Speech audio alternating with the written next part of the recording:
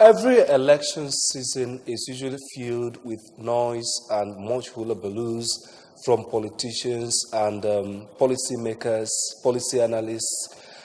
Most of these times, the ordinary citizens who these promises are meant for do not even cash into or track these promises. That is why swearing-in ceremonies provide a light into an administration's policy trusts, allowing the public to understand what the mindset of that government will be in the next 4 years or through the term of that government.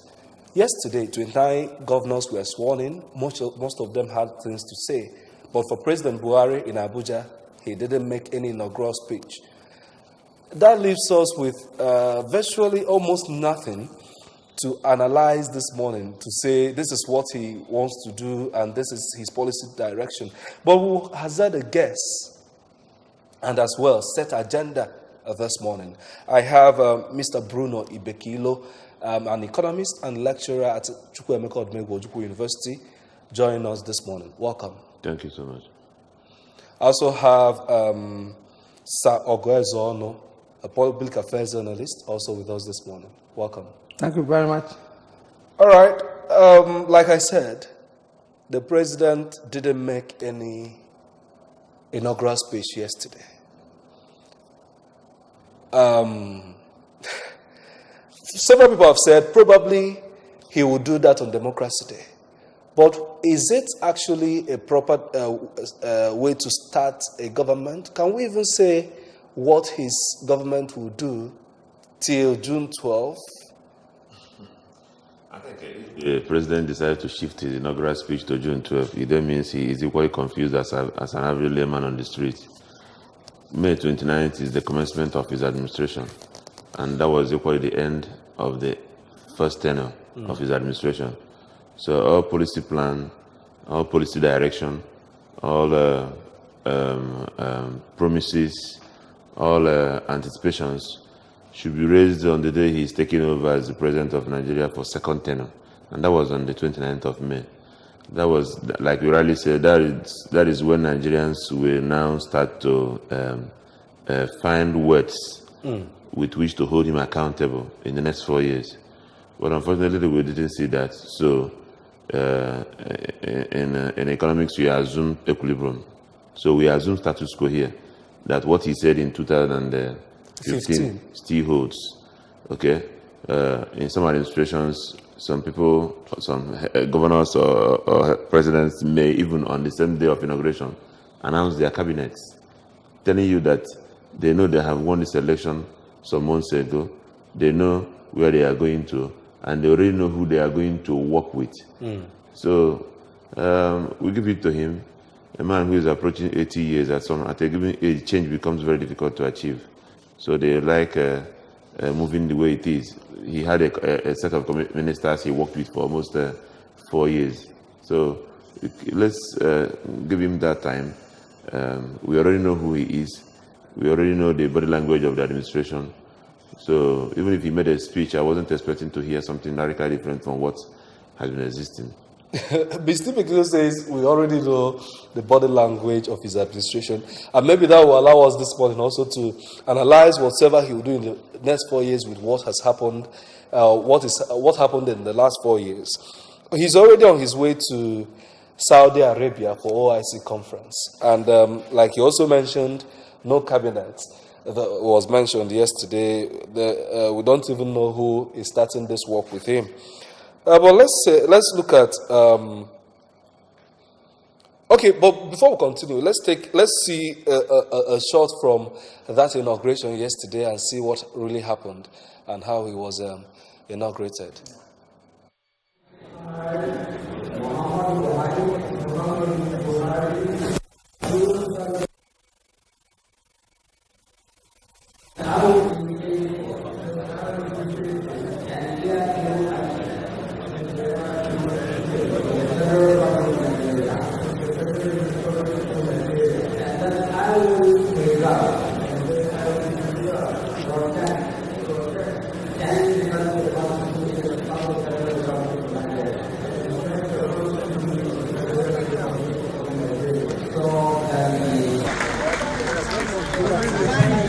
Sign in today.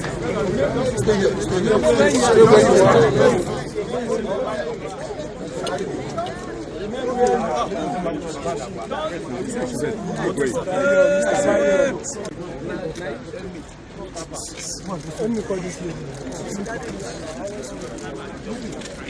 Your cap is blocking my shot. Your cap is not finished. Come back. Thank you.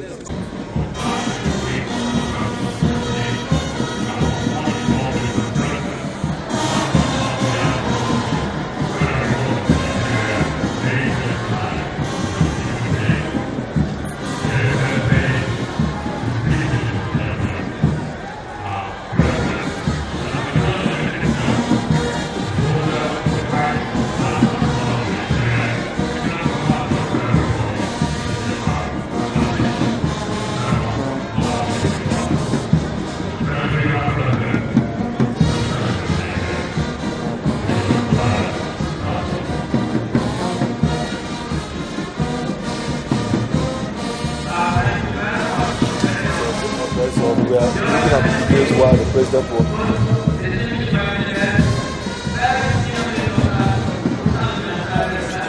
Last term, 4 years in office, he mentioned about the need for us to go back to true federalism, to look at the issue.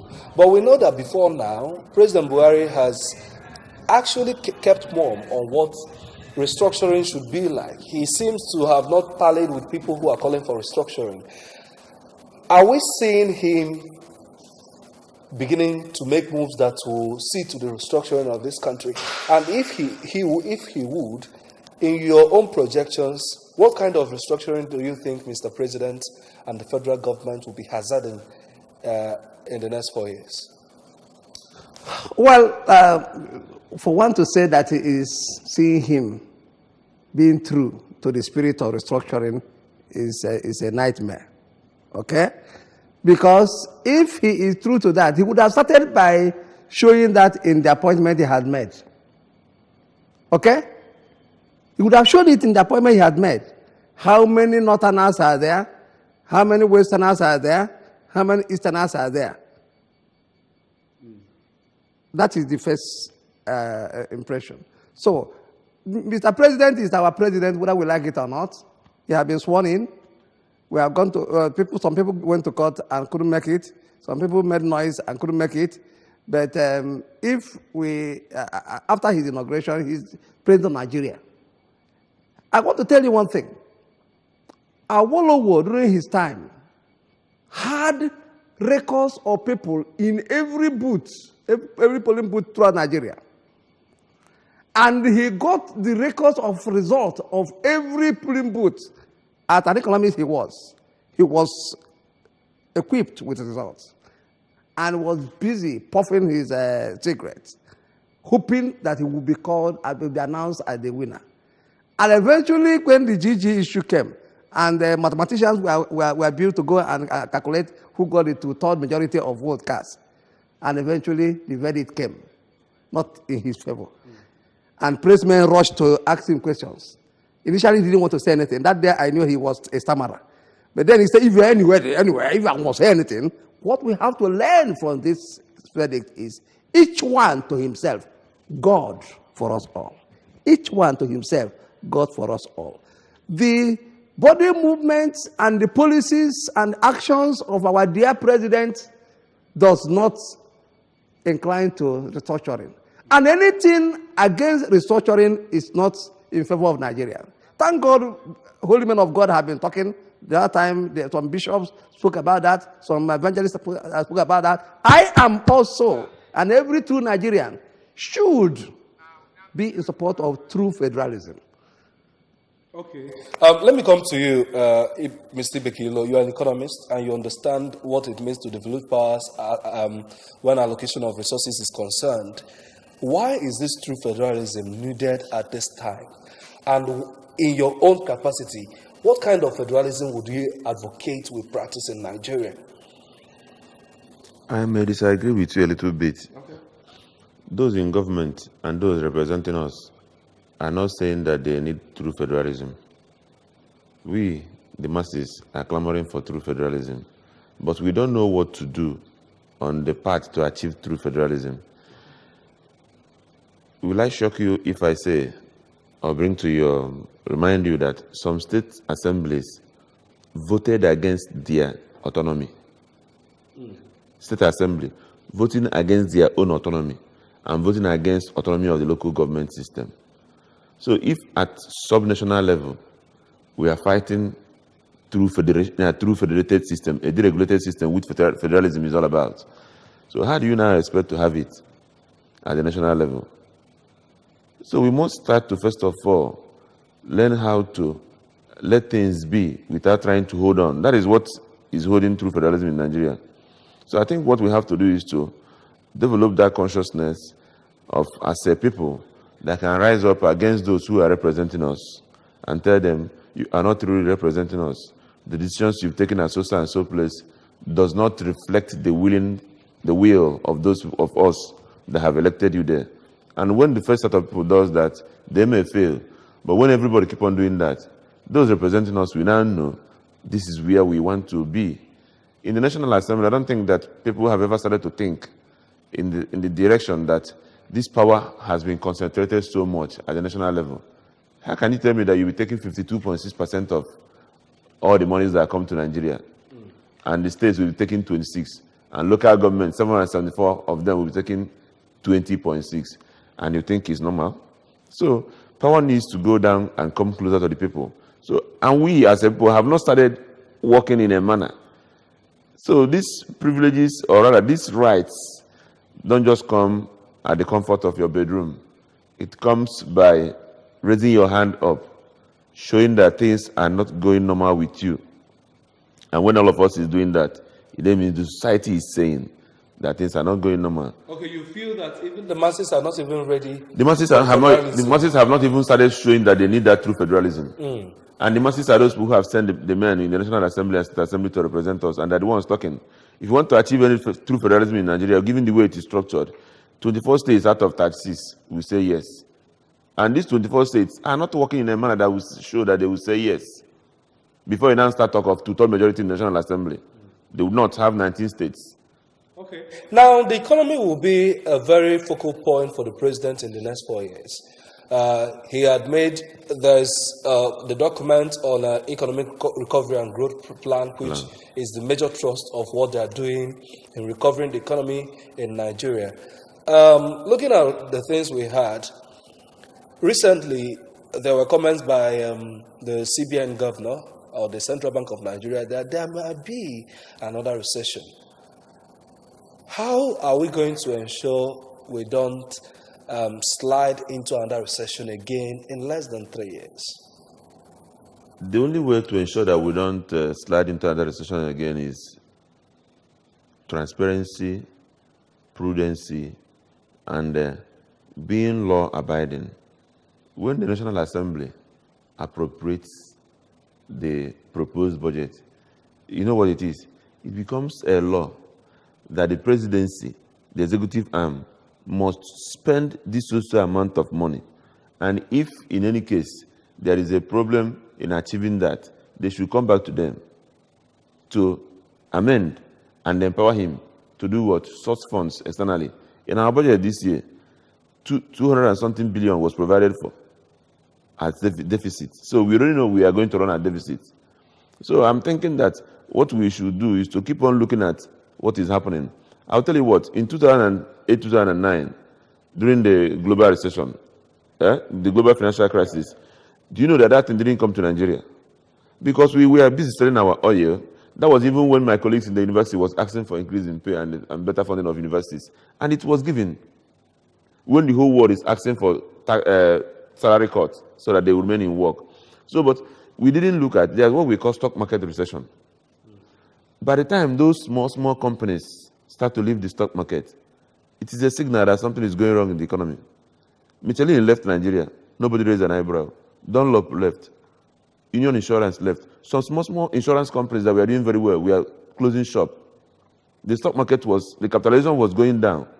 And we are waiting till when we cannot see money in Abuja. We now know that we are in recession.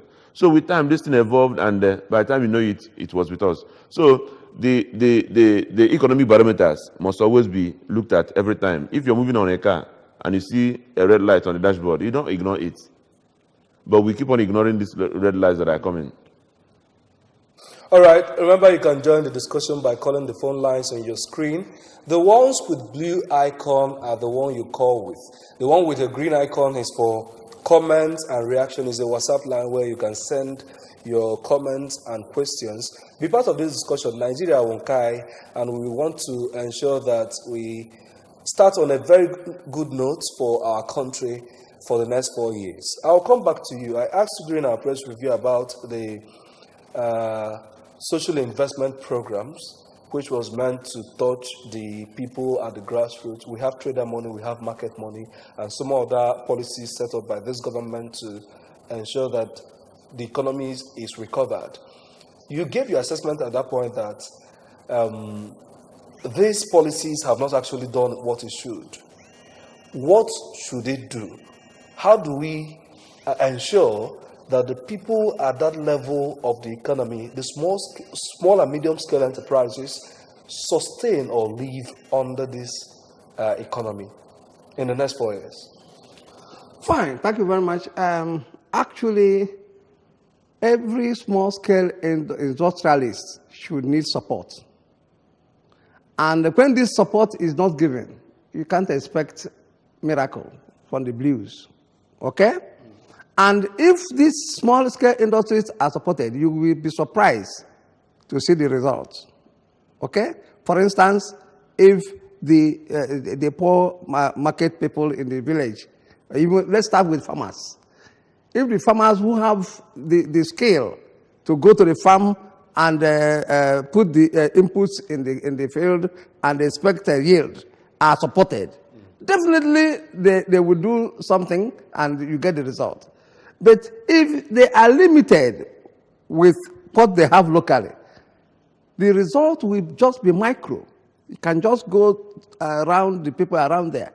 But if the same government who said they are trying to do this thing, give them enough support and supervise them. One is support, the other one is supervision. Because sometimes there could be a possibility of giving them support, and this support is diverted elsewhere. Okay?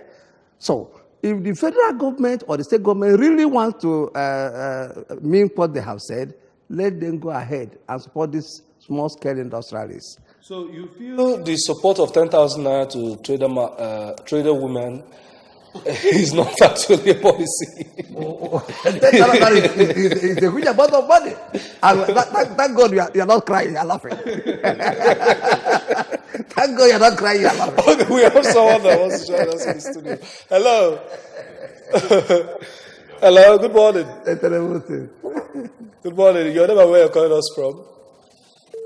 Oh, okay. That call has just. Then let's look at security. Economy is something we will continue to talk about, but let's look at security. Yes, this year we saw a very high level of insecurity in parts of the north. Even in a state like Zamfara, that was always known for being peaceful, for recording low rates of bombings and all those attacks, we saw Fulani herdsmen ravaging the country through the last 4 years in the southwest, northwest, and some states in southeast. The president says he trusts the security team that is driving the security sector. We have started a new dispensation. The president didn't give a message. Mr. Begilo suggests that maybe that is to say that he's going to continue with the status quo. What do you think he must do at this time? Well, it's one thing to suggest, the next thing is for that suggestion to be used effectively. But let us watch at what is happening now. Security we're talking about. A group of people rose up and wanted to use the constitutional right to tell the world how they feel or how they felt. They said that they want to be self self-sufficient and self-determined. And then they went about saying this thing barehanded, and people tagged them terrorists. They used a medium through radio to send information, and that radio was crushed. Few days ago, or few weeks ago, we heard that a group of people also in Nigeria, okay, the Fulanis, now applied to have their own autonomous radio. And this radio was not trashed. It was supported. It was license given. Okay? And we hear about this. Thank God. Well, let me not say thank God, but let us see what has happened. Zamfara is north. Anambra or Imo are south. But then what is happening in Zamfara and what is happening in Igbo down here could be related. But then, why is it that the federal government will give license to Fulani radio station and stop IPOP, and that's what they are called, radio station, and then say that we are one Nigeria? Why is it that these people, some of whom were arrested, were captured with sophisticated weapons, sometimes more than what our prevalent security agents use in the army and in the police? Where do they source that thing? And then we also hear that arrangements have been made to disarm every civilian, so that when anything happens, they will be defenseless. What I'm trying to say is that we pray our dear head of state to rethink and remember that he is the father of the north, father of the south, father of the east, father of the west. If these four cardinal points crash, he will have big answer to God. Let's hope that his visit to Saudi Arabia will bring us fortune. But why should it be the first move? We cried when we heard about this membership of OIC, and we were told that Nigeria was not a member. Today, it is clear that Nigeria is a member. Let me come to you, Mr. Bekilo, still on security. Looking at what we have on ground, do you think we are even ready to address some of these issues, sincerely ready?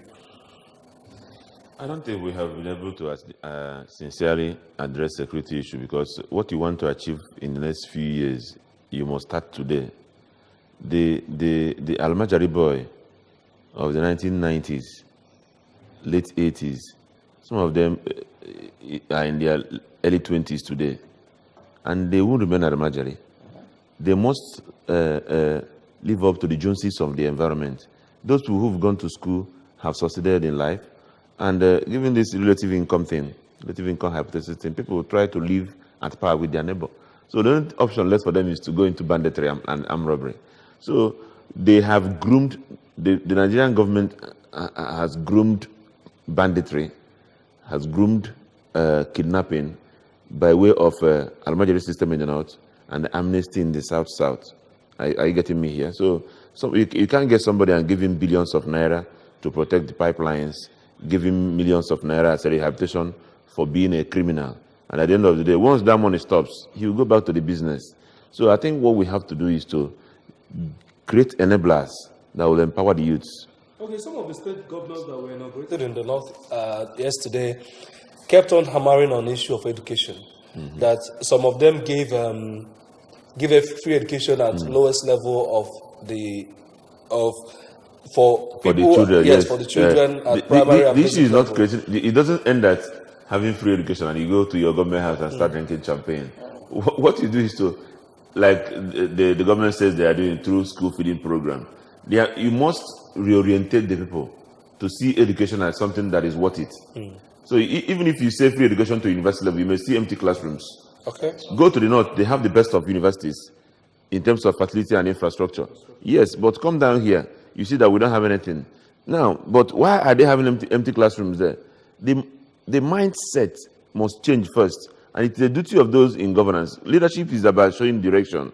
If you want people to start going to school, reorientate them to know that when you go to school, you should be successful in life.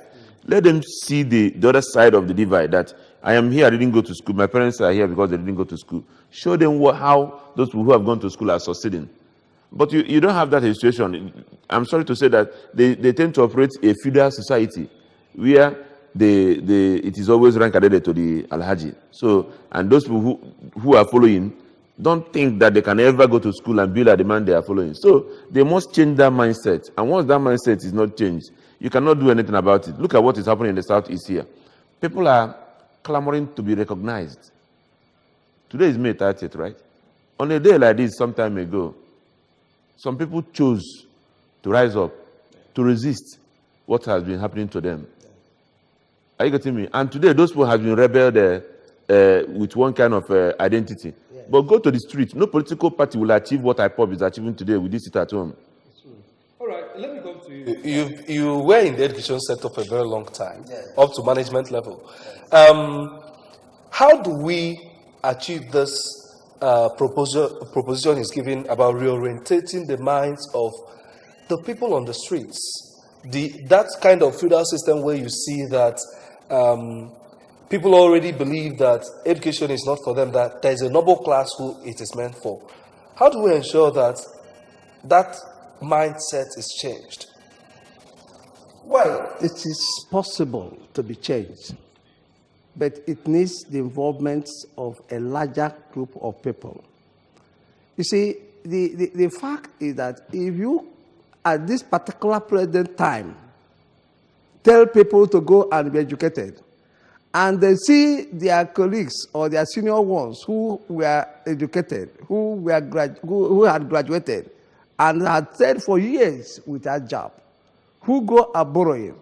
If you tell them to go and study again, they will ordinarily tell you, those who have studied, what have they learned? But that is a very wrong approach. Very wrong approach. The thing is that every person should be conscious that without education, we are going nowhere. And if we start this message right from the family, education is not all about a white-collar job. Education is all about developing your psyche. For self-emancipation. Yes. If you develop your psyche and be free, you can use that educational knowledge to develop yourself. You may not even need going to look for employment. When I talk to people who come to me to consult about agriculture, I always tell them, what are you going to do with civil service? If you can use bitter leaf branches and put on the ground and water it after 3 months, you start to get money. Money that is more than salary you get from the civil service. What are you doing? So education is not always that of employment. Okay. You can employ yourself, but develop the side first. If these children could be developed, could be given the impression. Okay, that's all right. Hello, good morning and welcome to the studio. Your name and where you're calling us from?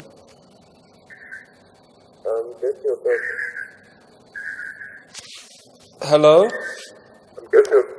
Hello? Hello? Hello, good morning and welcome. Your name and where you're calling us from? Wow. I think we are seriously having network issues. If you're not reaching us through the phone lines, you can send your comments on the WhatsApp line on your screen so that we can also take them here. We certainly will not be able to leave here without looking at infrastructure. We saw several rail projects going on under this administration. The second Niger Bridge, Enugu-Onitsha Expressway. What would you rate this government when it comes to infrastructure? Do you think they've improved, or they are still marking time in the same place? As regards infrastructure, I want to start from my locality in the southeast. This government has done so marvelously well in the southeast as regards infrastructure, more than what the past government have done. Like you rightly said, Enugu-Onitsha, go to Enugu-Port Harcourt. At least I know I do Umuahia every week. What I'm seeing there is an improvement on what we didn't see before 2015. But look at the second Niger Bridge. The extent of work done so far was not done in the past 6 years before 2015. So in all sincerity, they are doing well in terms of infrastructure. But I want to believe that, I'm praying that it was not a political point to assess the southeast and the south side, given the votes they usually get here. That is the present APC government. So this is the time to know if it was a political point that they used it to score to get our votes. So we will see the sustainability in this second term. Now, looking at the other part of the infrastructure, like something like rail, I'm thinking that we need rail in the southeast here more, so that it will complement the road system, so that heavy ASO trucks will stop moving on our roads, and those heavy distance should go to the rail, so that these roads will last, given our soil type and whatever, prone to erosion or whatnot. If we develop rail, Onitsha is a very big business hub. They're talking about Second Niger Bridge. Someone suggested that you can't just talk about rail in Onitsha or those infrastructure without developing the port there. Do you think it's time we look at the waterways to open up the Southeast zone? Yeah. We have the potentialities in waterways. The only thing is development. Okay? And the port in Onitsha has been there for donkey years, and I don't think they are doing a wonderful job there. Okay? I believe that as they are doing well in trying to make the roads survive, let them throw more effort in this waterway, this port in Onitsha. Okay? Because if the port is okay and we can stop going to Port Harcourt or going to Lagos to get our things from overseas, that should be better for us. And when the thing comes, then the railway is okay, because railway is not only for the port, the farmers could have access to it, and then transport things from here to anywhere. Okay? But then that gives me another problem. Yesterday I heard from the radio that these farmers who have queued into process of organic exportation of agricultural products are being barriered, are being given problems, are being obstructed by people from India and people like that. You know, I do not know where that came from. Okay? But if we get this infrastructure ready and our people with the education we're talking about get to know what they do right and then use this in well, that's all right. So my prayer is, let the port in Onitsha, let the effort be made to see visible impact in that port in the shortest possible time. Okay, before we go, Mr. Ezono, can you please tell us what you're expecting from other 29 governors that were inaugurated yesterday? What should be their target, especially when it comes to the welfare of the citizen? We can see the governor, Emmanuel Odom of Akwa Ibom State, Dabo Abiodun of Ogun State, and several others, 29 others who were inaugurated yesterday. What do you think should be their major policy direction in the next 4 years? I believe that education is prime. Because when one is educated, any other information you are given will be understood and be implemented. The next has to do with agriculture. Agriculture. Okay? If people in the farm are given enough support, you will find out that it is when you eat and eat well that you can now work well. Okay? Now, the other issues of other skill acquisition and manpower development, very, very important. Okay, finally, Mr. Bekilo, do you also share the same views with him? Yes. I'm thinking that if you look at the economies of the world that have grown, one of the things that fired their economy was the small and medium scale enterprises. They are the engine of growth.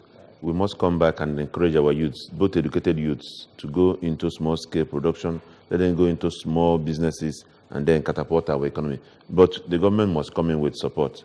I'm advocating for a synergy, at least between the governors of the Southeast.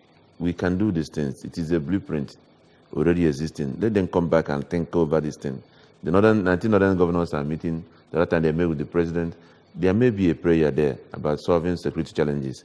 We have our challenges in the Southeast. Here we are the hub. We are the commercial hub about Onitsha, and even though Enugu here is improving too. But if you look at the budget, only 15 billion. Only 15 billion for small and medium scale enterprises, including Bank of Industry. So it is a far cry when we are giving almost 400 and something billion to Ministry of Interior for security in the north. And the Senate again approved 66 billion, which they didn't ask for, and locked it into all the security outfit. But here, the whole small and medium scale enterprise we have in Nigeria is battling with 15 billion, inclusive of re-energizing Bank of Industry. It's a far cry. And if you're talking about small-scale industries, you're talking about what? The South. So let the governors come and augment this. Thank you, Mr. Bruno Ibekile, economist and lecturer at Chukwuemeka Odumegwu University, for joining us this morning. It's a pleasure. Thank you. And Sir Gerson, educationist and agri-entrepreneur, for joining us this morning on the show. Thank you. It's still good morning, Anambra, and we just look at second term inauguration, people expectations. You can continue making your contributions, making your suggestions on any of our social media and online platforms, so that we can also fill you the polls, what you feel the government must do to get it right this time around. Stay with us.